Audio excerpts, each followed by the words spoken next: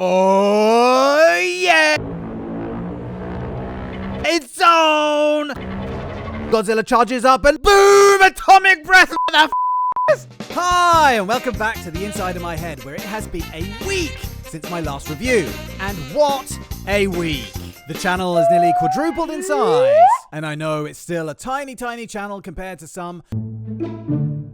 Don't you sniff my ass! And to get to this stage so quickly is amazing. Welcome to all the new subscribers. Now let's get on with the show! Oh, isn't that music awesome sauce? I love it. Right, here's the plan. So get those bananas out your ears and listen up. What? I can't hear you. I got a banana in my ear. In this video, we're going to look at Godzilla 2014. Then in the next one, King of the Monsters. Then Kong Skull Island, followed by GVK when that finally comes out. And oh my god, it's been delayed again! Unless you live in China, in which case you'll probably get it a week before the rest of us. But hardly anyone lives in China anyway, right? Wait, do you guys know what you're watching? For anybody who's new and doesn't know, my name's Norm and I review movies and series and all manner of fun stuff, just like every other normal human person individual. The problem is I have alternate personality psoriasis. He doesn't. That don't exist. He's just mental. And I can barely get through one of these reviews without one of my alternate personalities popping up and ruining the whole thing. Mental. So that's the channel in a nutshell. And as I just said, we're going to be looking at the MONSTERVERSE right now. But not just the movies. In a later video, I'm also going to look at Godzilla Aftershock, which is the prequel graphic novel. And just from a first glance of that, I can already tell you that that is full of loads of background information. Make sure you're all subscribed up so you don't miss that. Now let me just start by saying that my entry point to the Godzilla franchise was Godzilla 98, other than a few late night Godzilla reruns which I was too young for, and because they were actually quite slow, I was much too impatient for. Where are the monsters? Where are the monsters? Where are the monsters?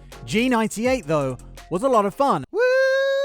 Mind your hip, dear. And because I had no background of watching older Godzilla movies, I had nothing to compare it to. So I couldn't whinge about how it wasn't the real Godzilla. As time passed though, and I went back and watched older Godzilla movies, I realized what the problems with Godzilla 98 actually were. And principally that they turned it into a disaster movie of sorts. Except that instead of a tsunami or a volcano erupting, there was this giant beast thing attacking.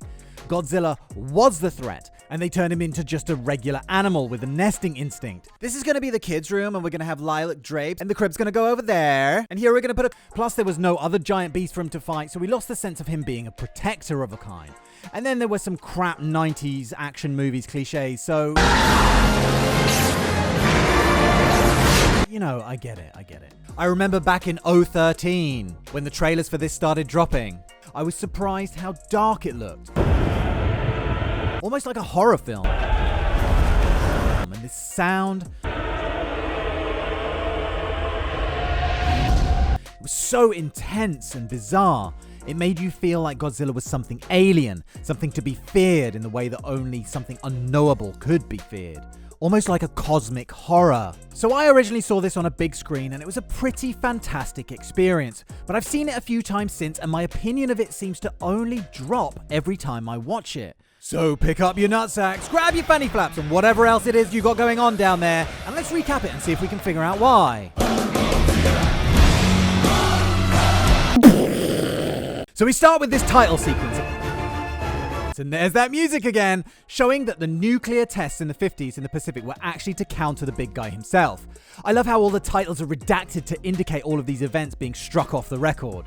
Then we jump to a mine in the Philippines that's collapsed down into some kind of huge cavern, where Dr. Ishiro Serizawa, who is this movie's incarnation of Daisuke Serizawa from Godzilla 1954, and the fish shagger from Shape of Water, Love knows no bounds. It's a fish! Find this huge skeleton. On first viewing, I was a little confused here. It's not really clarified what this skeleton is, whether it's a Muto or a Godzilla or what. And without any background info, there's no way to tell. So I was a little frustrated about that at the time. Now, I know that this skeleton is a member of Godzilla's species called Dagon, which was killed by Jinshin Mishi, or Muto Prime, in the 11th century BC. During a battle, Muto Prime infected Dagon with parasitic eggs, and Dagon disappeared, presumably to die in the Philippines. This is explored further in the graphic novel prequel that I mentioned earlier. And yes, I know I still have to do the Pacific Rim comics. Don't worry, I haven't forgotten. Those videos are on their way. Anyway, here's where I first noticed another issue that bugged me throughout this movie. That still I showed you earlier? Someone has brightened that up. Here's what the original looked like.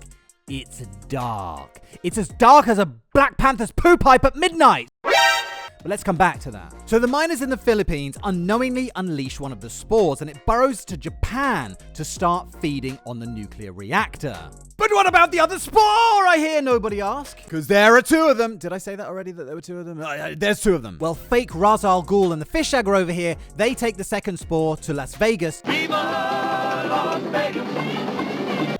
And they put it in a nuclear waste disposal facility type thing. But we're getting ahead of ourselves. Let's come back to that. Meanwhile, over in Japan, Walter White is a nuclear supervisor or engineer or something, and he's picking up seismic tremors from the Muto, which gets stronger and stronger until the nuclear reactor blows up and spews out this evil smoke, which kills his wife. There's some really good acting here, probably some of the best in the movie. And I just quickly have to mention Bryan Cranston here.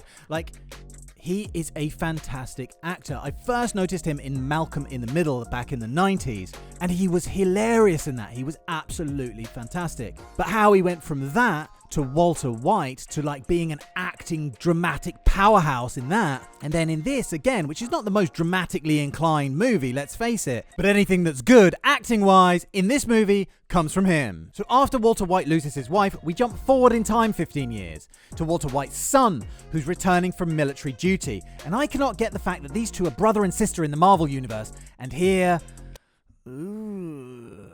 actually Age of Ultron came out after this. So in actuality, they were husband and wife before they discovered they were brother and sister. And that could happen to anybody. Anyway, it's a standard family reunion and I'm boring myself just talking about it. There's no real repeat viewing value here. Once you've seen the movie once, I just skip through it. I like Wanda a lot, but this guy, he's okay, he's fine, but he's just kind of forgettable.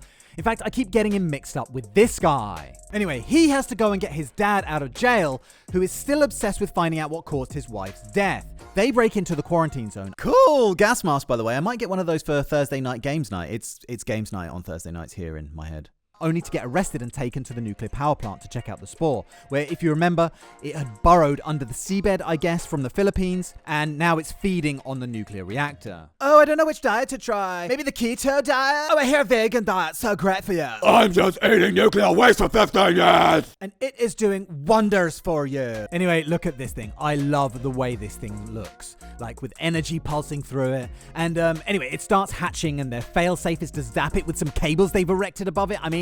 Even after 15 years of studying it, they still don't know it's not affected by electricity. Do they not have a backup plan? You know what I mean? Just in case. Regardless, it hatches into the male Muto and the thing goes berserk, which I guess is understandable. If you were taking a nap and somebody tried to wake you up with a cattle prod to the balls, you might do the same. And here's where we get a first glimpse of the Mutos. Now, I know a lot of people don't, but I really like the design of the Muto. It's somehow spindly like a spider, like an insect, but bulky and muscular at the same time. It's got this flat head with these three enormous interlocking tusk fangs and these glowing recessed eyes.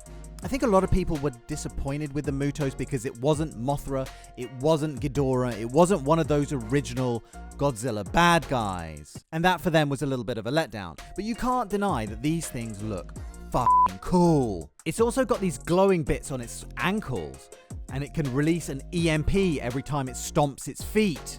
Isn't that weird though, that these creatures have somehow evolved an ability that's only really useful against humans and the devices we use? So basically what we're saying here is that if Godzilla was relying on Google Maps, then the EMP blast might be a problem for him. Anyway, without these glowing highlights though, you would literally have no idea what the thing looked like. It's so dark that I feel like I'm watching this movie after having ink dripped into my eyes. Malcolm in the Middle's dad dies abruptly, and then we're relying on this guy to carry the movie.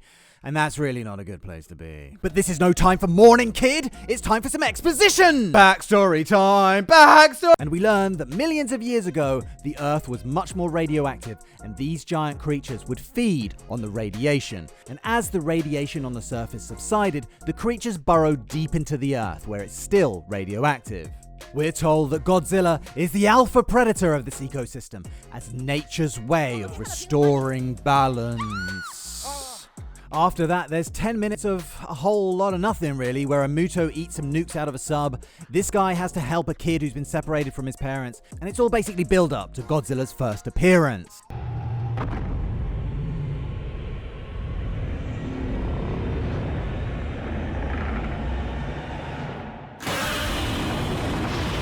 It's epic. But then he roars and jumps onto the Muto, and it's a battle of claws and teeth, and oh no, actually it just cuts to this kid sleeping and we see a few shots of the fight on a tiny TV. And this is another annoying thing that this movie does time and time again. But again, let's come back to it.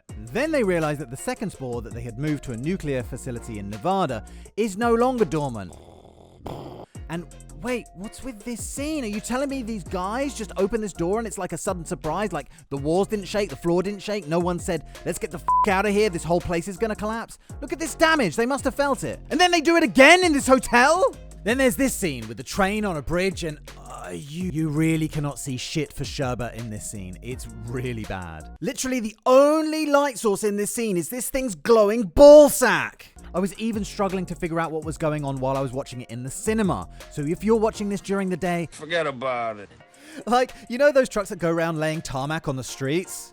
If you put your face under the stream of molten tarmac and held your eyelids wide open, you could probably see things better than what we're seeing here. Obviously, I'm exaggerating, but the point I'm making is that it's f***ing dark. It was at this point, however, that I noticed how awesome the sound design was.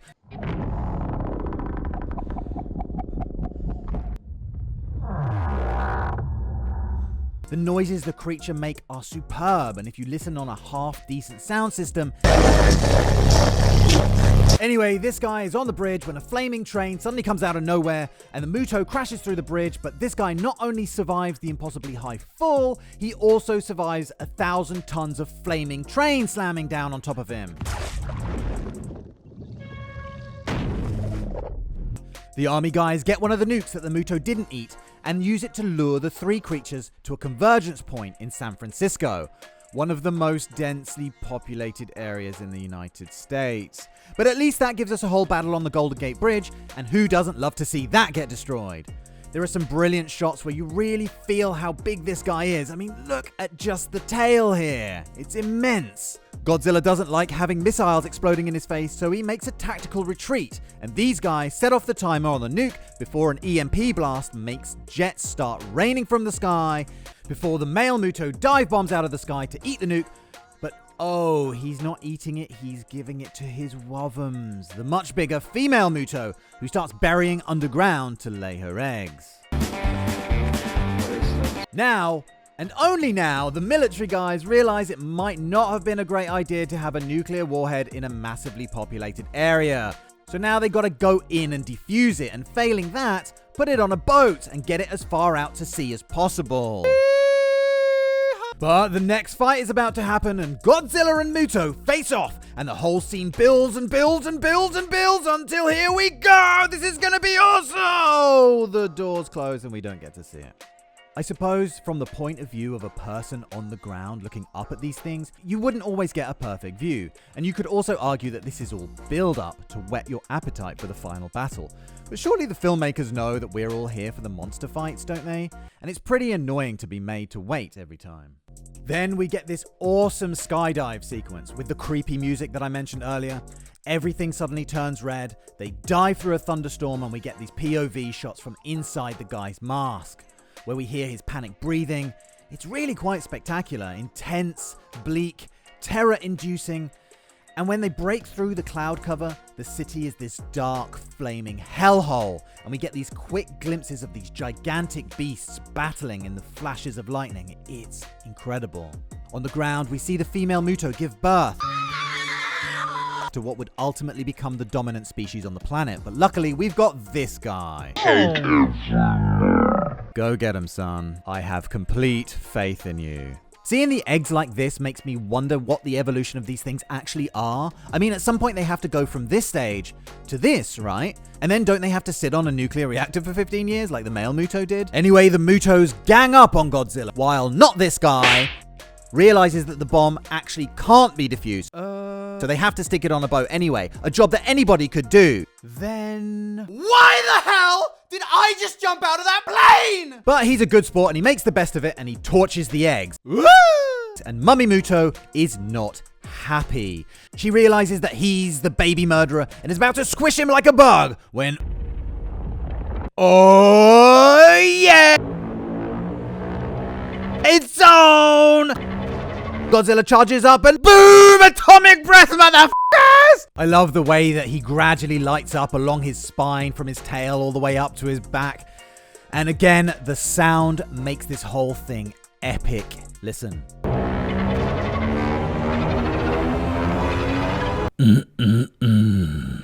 Zilla kills the male Muto by tail whipping it into a building, but then the building falls on him? It fell on him, right? How big must this building have to be? I mean, look at this shot. It dwarfs him. In the previous shots, there are buildings that are bigger than him for sure, but to bury him, it would have to be like double or triple his size, wouldn't it?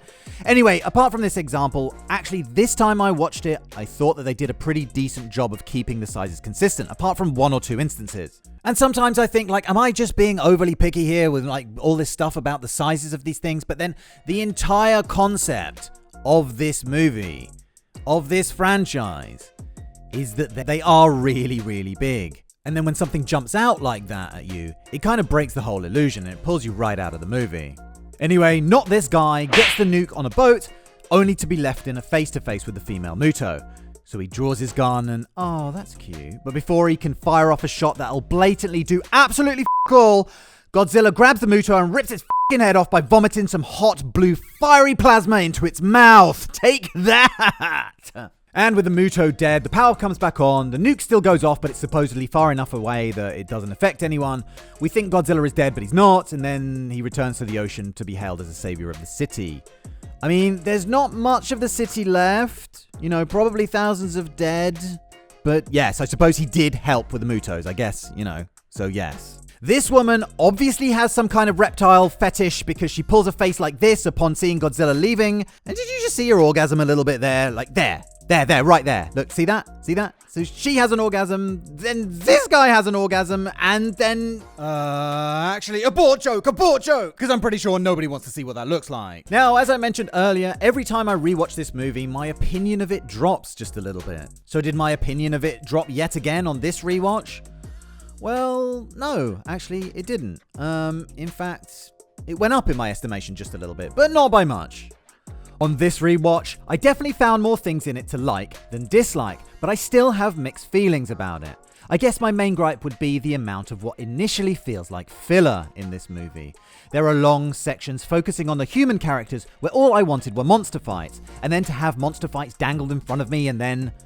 well, that was just like a slap in the face.